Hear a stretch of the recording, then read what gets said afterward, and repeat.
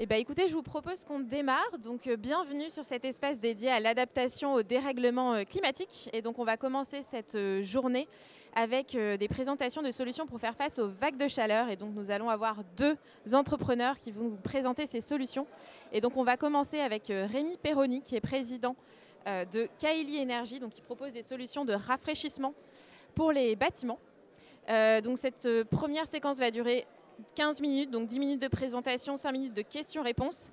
Et si vous souhaitez être mis en contact avec Rémi, vous pouvez flasher ce QR code et ensuite vous laisser guider. Et donc je vais laisser tout de suite la parole à Rémi pour présenter Kaeli et la solution que propose Kaeli. Merci.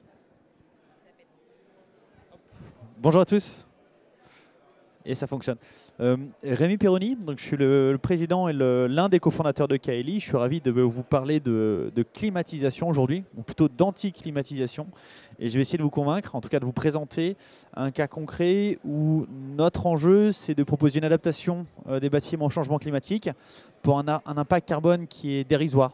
On divise par 5 donc l'impact carbone d'une clim, et on fait ça avec une analyse économique en fait qui est largement positive. En contexte, en intro, j'aime bien présenter en fait les vagues de chaleur passées futures. C'est une porte ouverte, mais elle permet d'introduire le sujet. Ce qui est intéressant de montrer, c'est que voilà, ça c'est un graphique qui a été fait par le CNRS et Météo France en 2021. Plus on est à droite, plus la canicule est longtemps, plus on est en haut, plus elle est violente. 2003, donc la bulle blanche, rappelez-vous, en fait, 2003, c'est 20 000 morts en France, 70 000 en Europe. C'est ce qui a conduit en fait, à l'explosion des climats individuels en France, notamment. Énorme sujet, la canicule arrive. Ce qui est intéressant de voir, c'est que en 2022, donc un an après cette étude-là, 2022, c'est exactement 2003 en termes de quantité, d'impact de canicule et de durée. Or, en 2022, on n'en a pas parlé. En 20 ans, on a déplacé notre point de référence et on a considéré que finalement, la canicule, c'était quelque chose de normal. Donc ça, c'est intéressant de le noter. On s'habitue petit à petit à des étés de plus en plus violents.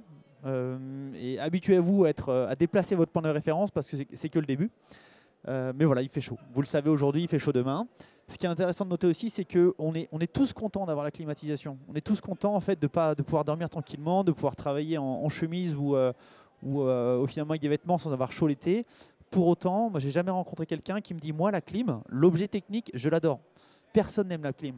C'est un objet qui vient de l'autre bout du monde, qui est polluant, qui nécessite des grosses consommations d'énergie. Donc l'objet technique, en fait, on ne l'aime pas. Par contre, on en aime les bénéfices. De plus, en fait, il y a des études récentes qui montrent qu'il y a une certaine culpabilité à l'utilisation de la clim. Ça, c'est un point plutôt sociétal. Le second, c'est que l'enjeu réglementaire, je ne sais pas si vous êtes lié directement en tout cas aux enjeux bâtiments et aux enjeux réglementaires, mais la clim d'aujourd'hui ne sera pas celle de demain. Grosso modo, la quasi-totalité des clims que vous vendez aujourd'hui, petite puissance, sont interdits à la vente au 1er janvier 2027, moins de 2 ans. La quasi-totalité des systèmes de clim que vous avez sur vos bâtiments, en fait, à partir de 2030, vous les mettez à la poubelle. En tout cas, vous n'avez plus le droit de les réparer. Enfin, c'est un peu plus compliqué que ça, mais tout ce que vous avez aujourd'hui sur vos bâtiments va évoluer. Parce que les gaz sont tellement polluants qu'il faut trouver des solutions. On a des solutions, en tout cas les industriels de l'équipement ont des solutions. Ça va vous coûter plus cher et vous allez démonter un paquet d'installations. Nous, notre proposition de valeur, elle est simple. Peut-être pour revenir un petit peu en avant, on est une société CNRS, donc on est issu des laboratoires CNRS, on est une startup deep tech. Et en fait, on a une proposition de valeur qui est simple, qui essaye de répondre en tout point à la climatisation. On est l'anti-clim. On fait du froid sans les externalités de la climatisation. On fait du froid sans flux frigorigène, sans rejet de chaleur à l'extérieur. Ça, c'est un point important. On ne fait pas du froid à l'intérieur en faisant du chaud à l'extérieur, comme la clim. On consomme 5 fois moins d'énergie que la climatisation, et j'y reviendrai. Et on n'a pas de bloc froid extérieur. Qui plus est, en fait, on est fabricant. On a une usine à Grenoble, donc on fabrique le moteur, le cœur technologique, on le fabrique chez nous, et on le fabrique à partir de matériaux recyclés. C'est du PETG et de la cellulose. Donc on combat, la proposition de valeur, pour la dire autrement, c'est que on combat des climatisations polluantes qui viennent de l'autre bout du monde par des produits bas carbone, fabriqués à partir de matériaux biosourcés et recyclés en France. La question généralement qui arrive derrière, c'est ok, mais comment ça marche? Je ne rentrerai pas forcément dans le détail technique, mais notre premier métier, c'est de la thermodynamique. On est concepteur et fabricant d'évapo-échangeurs. C'est un millefeuille thermodynamique qui permet de faire du froid en évaporant de l'eau. Faire du froid en évaporant de l'eau, c'est vieux comme le monde, ça s'appelle de l'adiabatique, la tour iranienne, le frigo du désert, votre propre corps, vous transpirez, l'eau change d'état, ça fait du froid.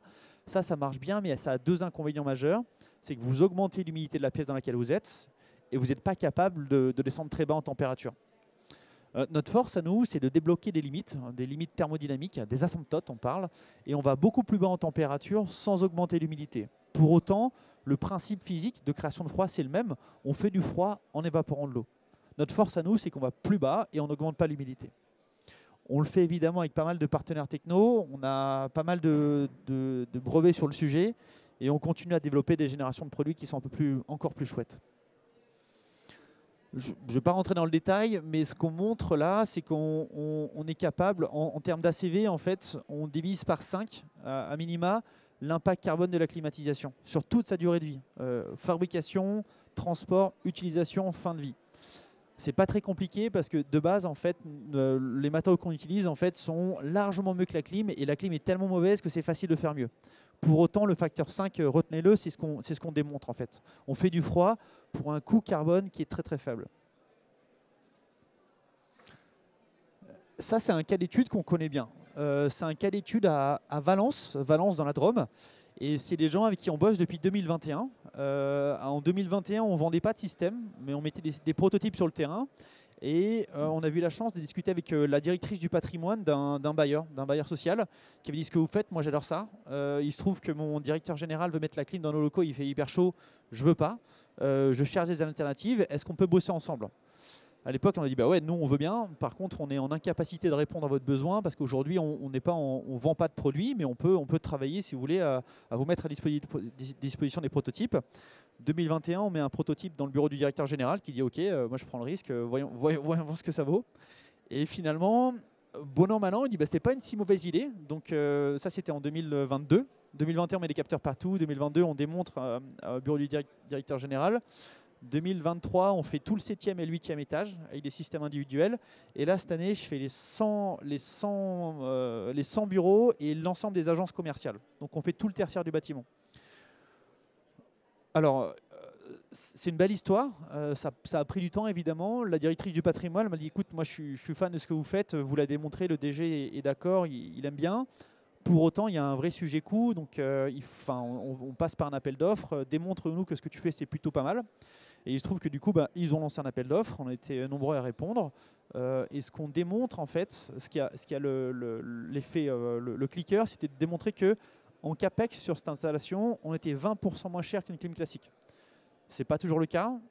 Généralement, on est ISO CAPEX, voire plus cher qu'une clim. Mon but, ce n'est pas dire qu'on est moins cher qu'une clim à l'achat, mais on est dans des ordres de grandeur qui sont raisonnables. Et dans le cas présent, en fait, on était déjà moins cher. Par contre, ce qui est intéressant, c'est que vu qu'on consomme 5 fois moins d'énergie et qu'on a des coûts de maintenance qui sont beaucoup moins élevés, en fait, on a des TCO à 5 ans qui sont juste excessivement bons. Donc en fait, sur ce projet-là, qui n'est pas un POC, puisqu'on est quand même sur un ensemble de bureaux qui est quand même costaud, on démontre que l'analyse économique, elle est bonne, elle est même très bonne dès la première année. Ce qui est une singularité, généralement on a des TCO entre 3 et 5 ans, enfin en tout cas on a des retours sur investissement entre 3 et 5 ans. Et une analyse carbone, en fait, on divise par 5 le budget le post-carbone de la climatisation. Donc c'est un bel exemple parce qu'on montre que concrètement, on était clairement en phase avec les plans de sobriété de la direction patrimoine et on était en phase avec les contraintes de la direction des achats et de la direction générale qui disait ok, moi je comprends que j'ai un problème, c'est la surchauffe en été. Pour autant, je veux bien choisir une solution française, mais je ne peux pas me ruiner pour ça. J'ai des gros endettements, donc montrez-moi que c'est économique. Et on a montré avec ce projet-là que c'était le cas. Peut-être pour répondre, je ne rentre pas dans les détails techniques, sauf si vous le souhaitez, mais ce qu'on montre en fait, c'est que dans la performance, la question c'est quelle est la quantité de froid que vous êtes capable de produire. Ce qu'on montre, ma réponse rapide, c'est dire que ce schéma-là, en fait, il montre une seule chose, c'est qu'on est capable de respecter des normes de confort thermique estival. Donc ce que dit la loi pour des bâtiments neufs, la RE 2020, dans des bâtiments en rénovation qui sont particulièrement en mauvais état. Donc on respecte les normes de confort thermique du neuf dans des bâtiments en rénovation, qui plus est des bâtiments en mauvais état. Et l'ordre de grandeur, une machine dans une pièce, c'est entre 30 et 50 watts selon les conditions. Donc grosso modo, une machine, c'est la consommation énergétique d'une box internet. Un peu plus, mais pas beaucoup plus. Voilà. Donc je vous remercie. Si vous intéresse, j'ai plein de slides techniques. J'adore la technique, mais ce n'est pas forcément l'occasion de le présenter. Je peux vous les envoyer. Il y a pas mal de choses à récupérer aussi sur notre site web. Et je serais ravi de discuter avec vous, si vous le souhaitez, évidemment, sur les projets que vous avez en propre. Merci. Merci pour votre attention. Avez-vous des questions pour Rémi? N'hésitez pas à vous lancer. Maxime, très bien. Oui, merci beaucoup pour la présentation, c'est une super solution. J'ai une question, vous avez commencé votre introduction en parlant des vagues de chaleur futures. Est-ce que votre solution a un seuil de température limite au-dessus duquel voilà, la clim fonctionne moins bien, le rafraîchissement fonctionne moins bien? Merci pour cette question, parce que c'est une bonne question pour nous. En fait, une climatisation, plus il fait chaud, moins ça fonctionne. C'est comme un moteur thermique, plus vous allez en altitude, moins ça fonctionne. Ça, c'est une clim classique. Nous, on a un principe physique qui est différent, et plus il fait chaud, plus on fonctionne. En d'autres termes, en canicule, on a des COP qui explosent littéralement. Donc en fait, c'est contre-intuitif, mais on n'est pas du tout sensible à la température extérieure. Qu'il fasse 25 dehors ou qu'il fasse 48, on va souffler un air à la même température pour la même consommation d'énergie. C'est vraiment contre-intuitif, hein, je sais, mais c'est l'un des bénéfices de ce qu'on utilise, c'est que finalement, en fait, on n'est pas du tout sensible à cette notion de température. La canicule, pour nous, ce n'est pas un problème. Voilà, merci. Là, ce sont des solutions individuelles. Là, ce sont des solutions individuelles pour des pièces plus ou moins grandes. Est-ce que vous avez des solutions à l'échelle industrielle?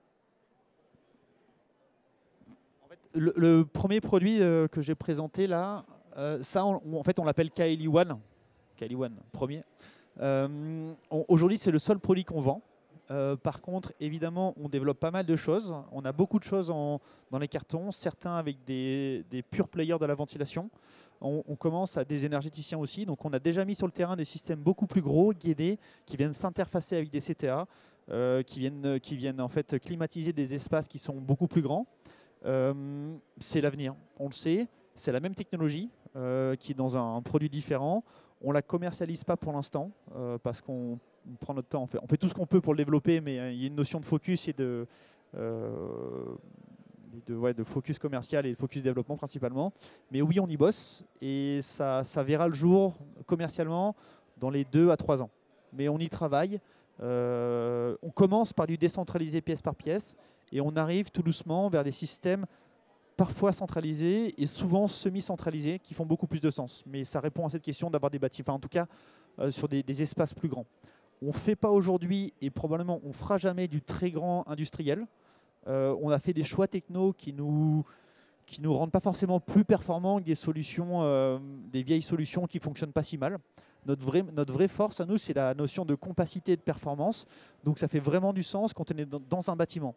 Quand on est sur les toits, pour parler un poil technique, au-dessus de 10 000 m3, en fait, on ne serait pas pertinent et on a plutôt tendance à renvoyer vers des concurrents. Ils ne sont pas français, ils sont australiens, mais ils sont très bons.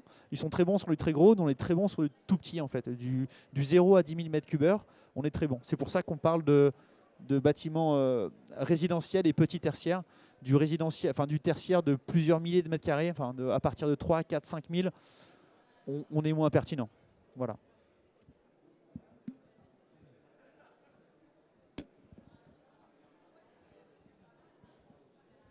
Merci beaucoup, hein, c'est super intéressant. Moi, j'aimerais bien revenir un petit peu sur la technique, justement. Est-ce que vous pourriez expliquer en quelques minutes la technologie et du coup en quoi c'est une solution? Moi, j'ai une question pour revenir un peu sur la technologie. Ça m'intéresserait de mieux comprendre comment est-ce que ça fonctionne. Ouais, merci à vous. Hein. En très court et à plaisir pour échanger, en fait, on fait ce qu'on appelle de l'adiabatique indirect à point de rosée, aussi appelé sous le nom de cycle M Mazotsenko. Donc concrètement, notre métier, c'est d'aller chercher, de développer une nouvelle génération d'adiabatique, toujours en utilisant l'enthalpie de vaporisation de l'eau. L'eau s'évapore, ça fait du froid. Par contre, on a une subtilité sur un cycle thermo qui nous permet en fait de briser une asymptote, la température humide, pour se rapprocher du point de rosée. Plein de mots un peu complexes, on se dit, oh, pétard, de quoi il raconte, qu'est-ce qu'il raconte? Mais pour répondre à ta question technique, donc on fait de l'évaporatif, on fait du diphasique, ça s'appelle. Et notre vrai métier, c'est d'aller chercher une particularité de cycle thermodynamique qui nous permet en fait d'aller beaucoup plus bas en température que tout le monde, avec un système qui est beaucoup plus compact. Mais si vous voulez, on peut élaborer ensuite. Est-ce que ça nécessite un raccordement à un système d'eau? J'ai pas dit ce que j'aurais dû dire, c'est que notre externalité principale, on consomme de l'eau. Donc il faut le dire, notre problème principal, c'est la consommation d'eau. Par contre, en fait, quand on rentre dans les chiffres, dans les quantitatifs, une machine comme celle-là, c'est à peu près, qui tourne en permanence sur toute une saison estivale, c'est à peu près 1 mètre cube à l'année. Donc en fait, quand on le montre au CSTB, quand on le montre à l'ADEME, on le fait quantifier, hein, dans la CV, c'est salé. En fait, et le CSTB et l'ADEME nous disent, en fait, c'est pas un sujet. En fait, il ne faut surtout pas le cacher, mais quantitativement, en fait, c'est rien par rapport aux gains que vous avez.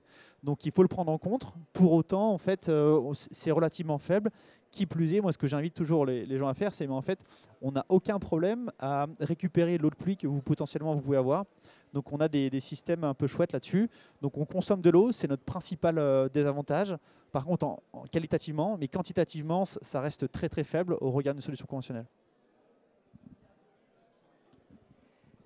Du coup, il y a une contrainte sur la pose, sur la localisation de la pose de votre... Du coup, il y a une contrainte sur la localisation de la pose de cet élément. En fait, on travaille sur du 6-8 en clipsable, donc on n'a pas besoin de faire arriver de l'eau en cuivre haute pression. On travaille sur l'arrivée d'eau, c'est une petite durite qui fait moins d'1 centimètre de diamètre, toute souple. C'est la même chose que votre frigo américain, votre machine à café, votre frigo ou que votre fontaine à eau. Donc ça peut, on les a posés, fut un temps je le faisais moi, des dizaines de mètres en faux plafond, ça se fait en quelques minutes, c'est assez rapide. L'arrivée d'eau est toujours impressionnante dans le pétard de l'eau, mais en fait techniquement ça se fait déjà et c'est très rapide et finalement très peu cher.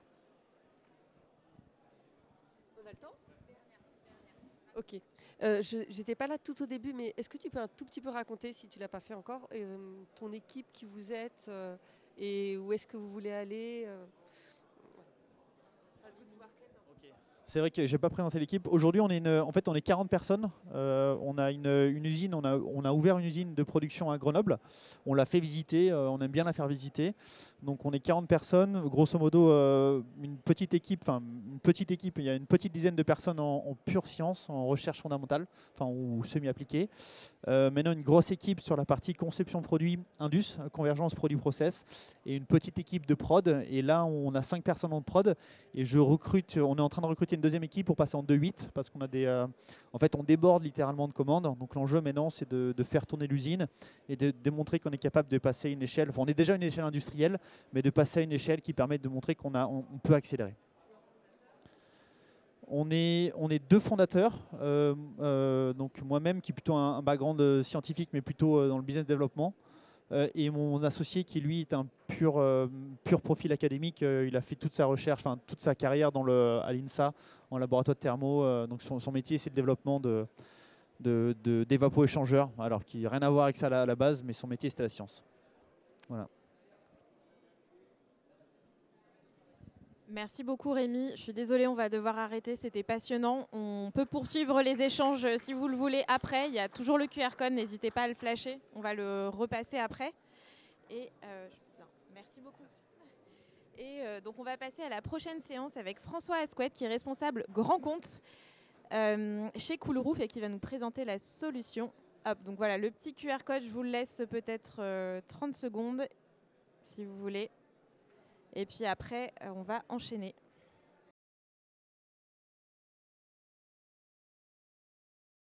Et donc bonjour François, bienvenue et je te laisse la parole. Merci beaucoup.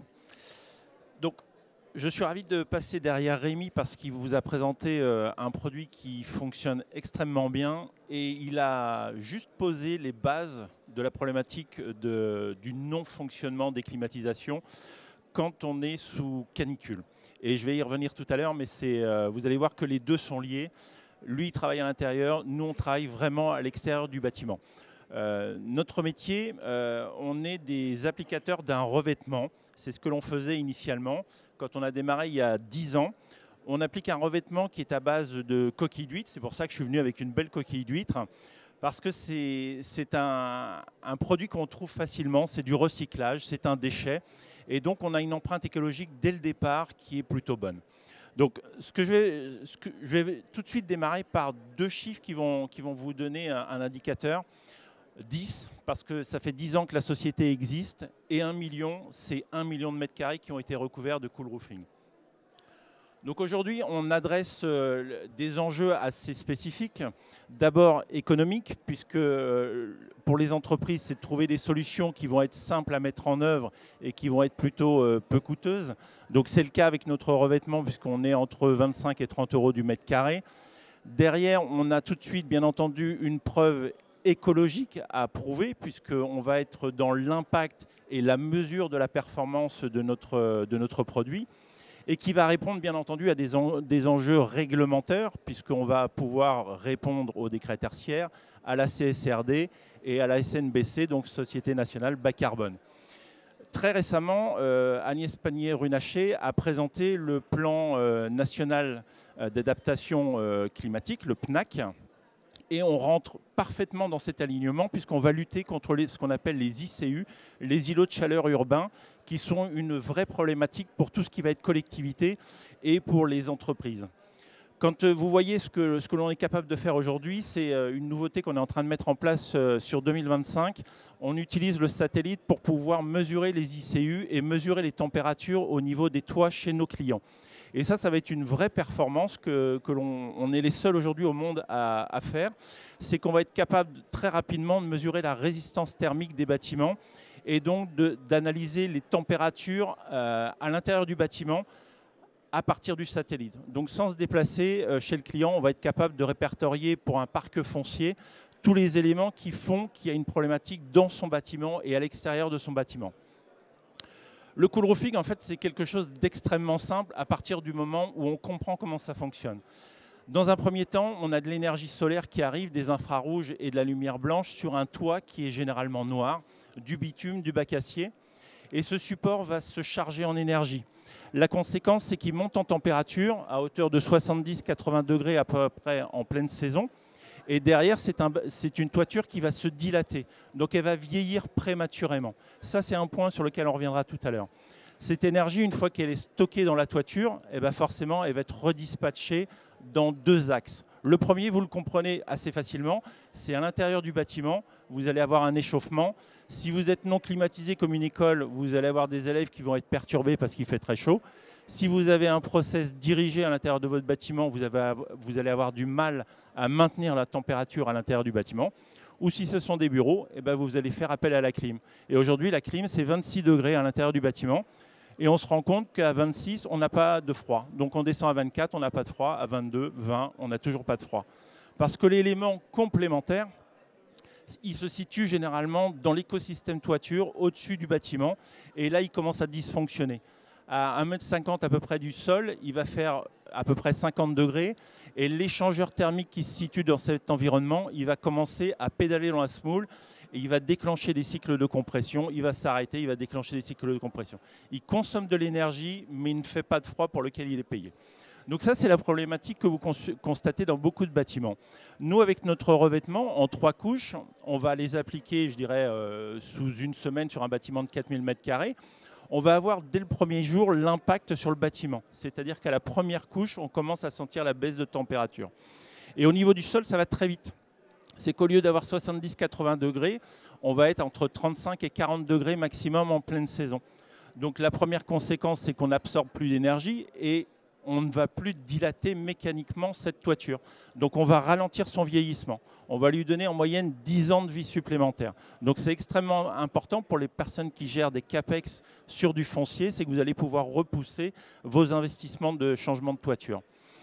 À partir du moment où on a peu d'énergie qui est stockée dans cette toiture, bah forcément, on va en redispatcher moins à l'intérieur du bâtiment.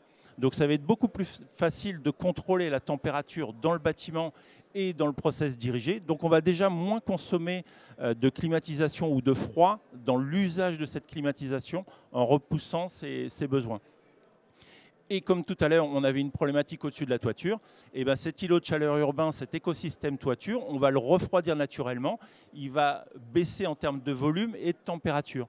Et notre échangeur, il se situe toujours dans le même environnement, sauf qu'on a baissé la température autour de l'échangeur. Donc forcément, ça refonctionne correctement. On déclenche des cycles de compression qui ne s'arrêtent pas, qui sont homogènes et qui sont plutôt économes. Donc c'est le principe du cool roofing. Mais aujourd'hui, l'entreprise Coolroof France, elle est plus qu'un applicateur de revêtement. On propose beaucoup de choses en amont avec nos clients, puisqu'on a 3 bureaux d'études qui sont intégrés. Les matériaux, puisqu'on développe notre propre formule. La thermie, parce qu'on a un gros pôle pour aider à la décision chez les clients. Et la robotique, on le verra tout à l'heure, c'est un petit élément, mais qui a sa justification dans la CSRD.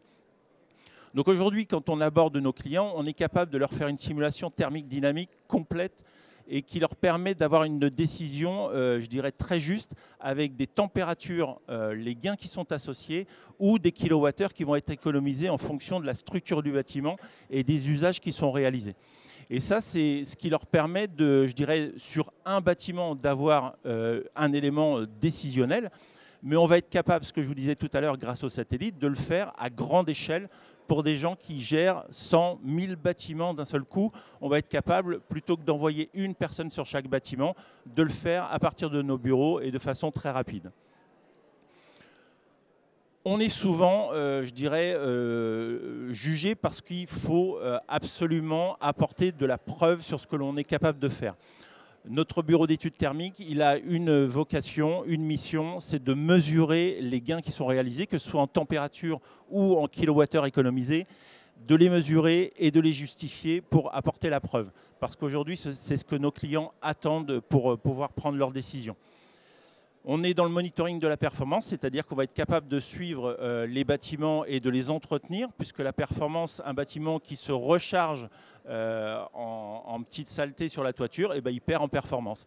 Et encore une fois, l'usage du satellite va vraiment être important pour nous, parce qu'en faisant un passage de façon régulière, on sera capable de voir la baisse de la performance sans se déplacer chez le client.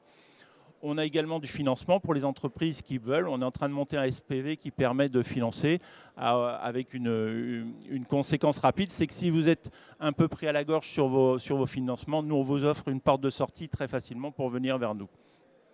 Et bien entendu, le contrat de maintien de la performance. Dans le temps, on va suivre les bâtiments. On est sous décennale. Et le fait de suivre les bâtiments, on les entretient et on déclenche le nettoyage quand il faut le faire. Ce que je vous disais tout à l'heure sur la preuve, on a des preuves qui sont, je dirais, mesurées. On a jusqu'à 8 degrés en moyenne de baisse de température sur des bâtiments qui sont non climatisés.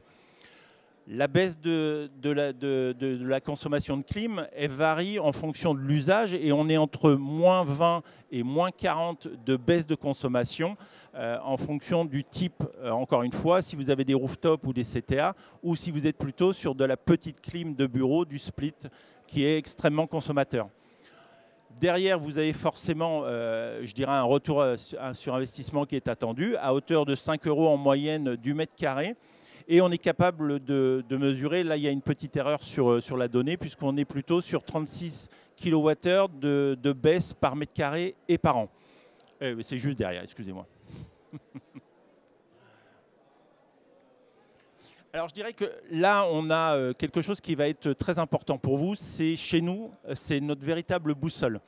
Et pour nous, on a, je dirais, quelque chose qui est important, c'est mesurer l'impact, ce que je vous disais depuis tout à l'heure. Que ce soit sur un bâtiment qui est non climatisé, on va plutôt parler de baisse de température. Si on est sur de la climatisation, ça va être de la baisse de kilowattheure avec, je dirais, de la baisse de CO2 qui est attendue derrière. Et une fois qu'on est capable de mesurer cette partie-là, notamment avec les dividendes climat, on va pouvoir l'utiliser pour justifier dans le bilan de durabilité quand on est contraint par la CSRD de le faire. Donc on a trois gains qui sont, je dirais, très simples. Sur E, on va avoir des gains sur le CO2. On va également avoir des gains qu'on est en train de mesurer officiellement sur l'allongement de durée de vie de toiture. Je vais prendre juste un exemple pour qu'on se rende bien compte de ce que ça représente. Il y a 80 millions de tonnes de toitures qui sont arrachées tous les ans. Aujourd'hui, il n'y a que 60 tonnes qui peuvent être retraitées officiellement dans une entreprise en Europe. Donc il y a un gros gap. Et là, il y a le fait d'améliorer, je dirais, la longévité de la toiture. On rentre parfaitement dans cette réponse. Je vous disais tout à l'heure qu'on travaille sur un robot. Ce n'est pas pour faire joli. Ce robot, il va sortir, je dirais, sur les toitures quand il pleut et il va nettoyer naturellement le bâtiment et entretenir le SRI. C'est également un des points particuliers de la CSRD sur la maîtrise de l'eau et la non-consommation dans les bâtiments. Donc c'est extrêmement important que ce robot il soit opérationnel dès le 2026. Sur la partie S, aujourd'hui, c'est, on va dire, la matière molle. C'est un peu plus compliqué à mesurer, ça prend plus de temps. Ce sont des enquêtes, mais ce sont, je dirais, des éléments indispensables à mesurer. Parce que dans une école, si vous avez des élèves qui sont plus calmes, c'est des études qui vont être certainement beaucoup plus réussies dans le temps. Et quand vous êtes dans le bureau, si vous avez une QVT qui s'améliore, tout le monde en profite tout simplement parce qu'on travaille dans un environnement qui est plus frais.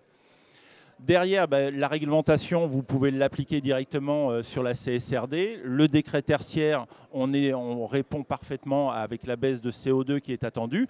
2030, et si vous ne faites pas appel au cool roofing en 2030, 2040, je pense que nécessairement, vous serez obligé de passer par la case, je dirais, protection de votre toiture.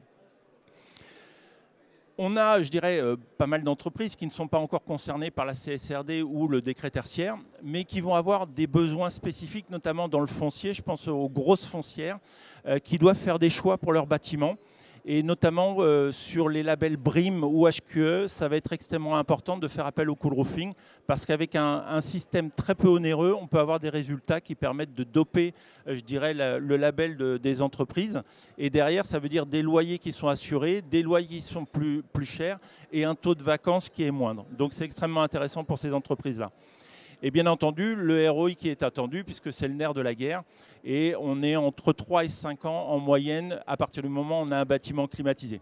C'est un petit peu plus long quand on est sur une école, ça correspond plus à une politique, je dirais, environnementale qu'une attente d'un ROI très précis.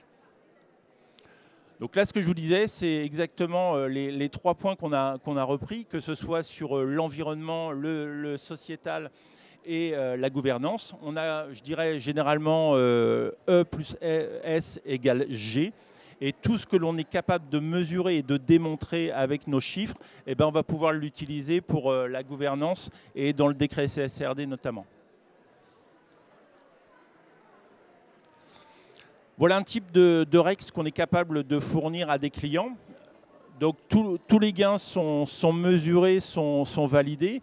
On est capable de convertir les tonnes de CO2 économisées en dividendes climat. On est audité tous les ans, donc ça peut être utilisé directement. On va être capable sur un bâtiment comme celui-ci. Donc là, on est sur du froid contrôlé. C'est un Américain qui fait de la boisson gazeuse.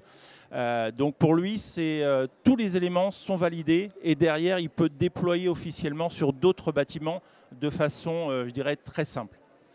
On donne accès à nos clients sur une plateforme où il peut constater lui-même les gains qui sont réalisés en direct sur son bâtiment. Je parle enfin d'un élément qui est souvent abordé, le combo panneau photovoltaïque et cool roof, parce que les deux fonctionnent extrêmement bien ensemble. On oublie complètement le panneau photovoltaïque qui est à plat, qui est d'une ancienne génération. Et on va partir sur ce qu'on appelle du photovoltaïque bifacial, où on va déjà mieux positionner le panneau photovoltaïque pour capter plus d'énergie en direct du fait de son inclinaison. Derrière, comme il est mieux incliné, il va être moins sali, donc il va produire plus. On va profiter en fait d'un environnement plus froid parce qu'au-delà des 28 degrés, la production d'énergie commence à décliner. Donc le fait d'être dans un environnement cool roofé, on va mieux maîtriser cette température au niveau du bâtiment puisqu'on est entre 35 et 40 degrés au niveau du sol et on le déploie autour du panneau photovoltaïque. Et surtout, on augmente l'albédo avec la réflexion sur la face arrière. Donc ce panneau, si on le compare à un panneau photovoltaïque bifacial qui serait sur un toit noir, il va être plus productif d'à peu près 20%. Je dirais que c'est la performance qu'on attend sur ce type de bâtiment. Voilà, je vous remercie. Si vous avez des questions, n'hésitez pas.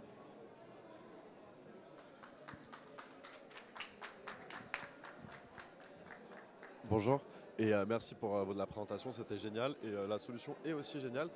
J'ai une petite question. Je parle trop fort? Ah pardon. Ah, on n'entend pas? On entend maintenant? On est bon là? Je vous remercie pour la présentation. J'aurais une petite question sur votre calcul d'émissions évitées.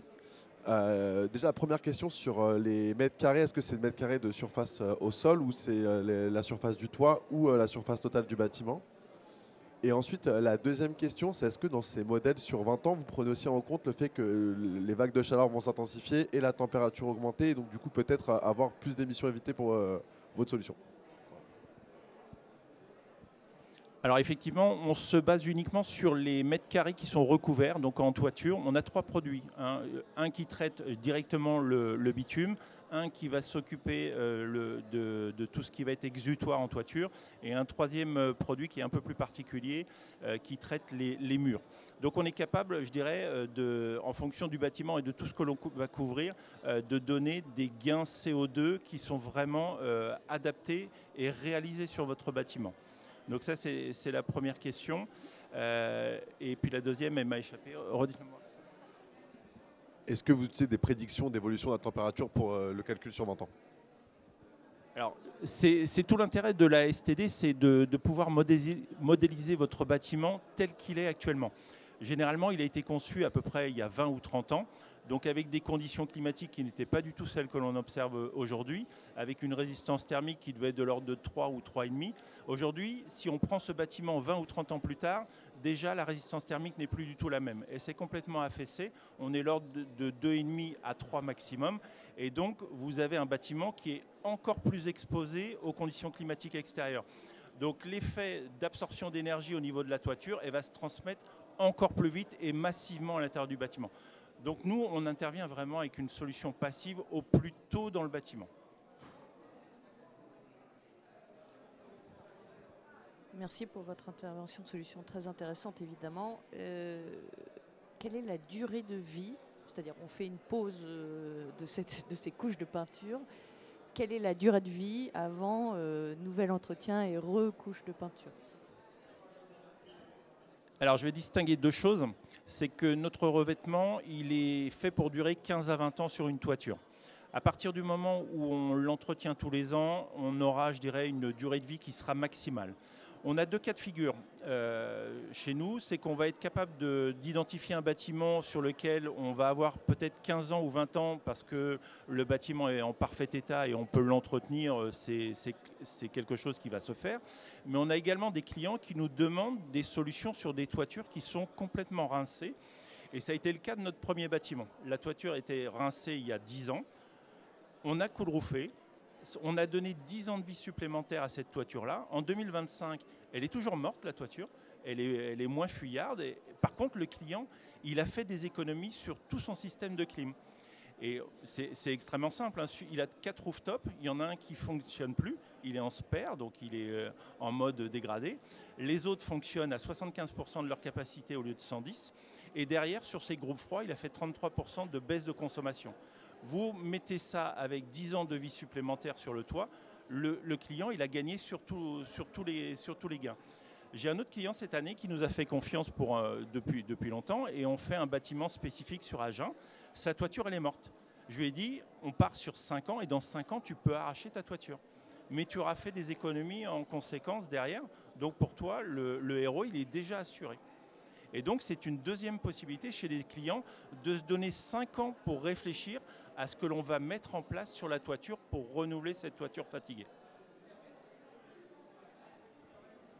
Sur les critères techniques, vous avez parlé de baisse de 8 degrés. Moi, je travaille pour un groupe industriel, donc c'est des ateliers avec des fortes hauteurs. Quand vous parlez de baisse de 8 degrés, de quoi il s'agit? C'est baisse de 8 degrés sur le toit, mais à l'intérieur du bâtiment, quels peuvent être, puisque finalement c'est ça qui nous intéresse surtout, c'est quels peuvent être les résultats à l'intérieur du bâtiment et quels sont-ils finalement en haut de l'espace et en bas de l'espace où travaillent les salariés? Alors effectivement, ce que l'on mesure, ça va être la température d'ambiance. Donc on n'est plus collé à la toiture, on est vraiment décalé d'à peu près 1 mètre. Et ça correspond au volume qui est en ce qu'on appelle de la convection. Donc vous avez de l'air qui tourne et c'est cette mesure que l'on fait. Ce qui veut dire que sur des très grands bâtiments, effectivement, on va peut-être avoir 2 ou 3 degrés de gain en bas à hauteur d'homme. Donc en fonction du bâtiment, c'est ce que l'on mesure. Et je vais prendre un exemple qui va être extrêmement concret. En 2024, on a équipé 5 gymnases pour les JO. À l'intérieur de ces bâtiments, ils ont eu une baisse de 11 degrés. 11 degrés, mais à l'intérieur, au niveau du sol. Donc ce qui permettait aux sportifs, et c'est l'équipe de Cubat Box qui était dans ces bâtiments-là, d'avoir des contraintes qui n'étaient plus celles qu'ils auraient eues si on n'avait pas cool-roofé le bâtiment. Merci beaucoup François pour cet exposé très intéressant. On va s'arrêter là pour cette première session sur les vagues de chaleur. On reprend dans 20 minutes environ sur une session sur les phénomènes météo extrêmes avec la société Calendar qui présentera sa solution de supervision.